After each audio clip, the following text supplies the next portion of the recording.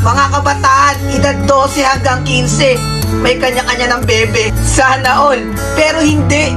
Iba na kasi talaga ang kabataan ngayon na sa sobrang tutok sa social media, hindi na nila nakikita yung mga hirap ng kanilang ama't ina. Mga wala nang pakialam, basta sila masaya. Ang daming kabataan na pinagsisikapang pag-aralin ng magulang na maidaos lang sila sa araw-araw. Tapos ano ginagawa? Nakikipagkita sa jowa. Oo, walang masama kung nagmamahal ka.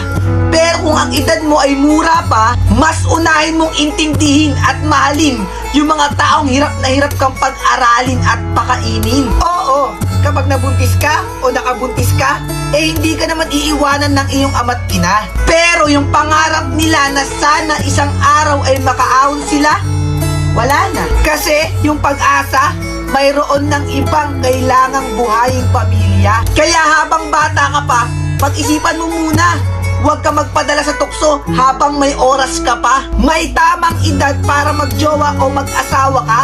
Huwag ka magpadalos-dalos na akala mong matured ka na. Dahil tandaan mo na ang mali mo sa nakaraan ay hindi mo na pwedeng balikan.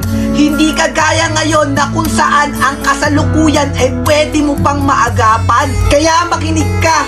Huwag mo na sanang antayin pa na dumating yung araw na masasabi mo na mali ka at tama pala sila. At lahat ng yan ay kung kailang wala na at huli na upang baguhin mo pa.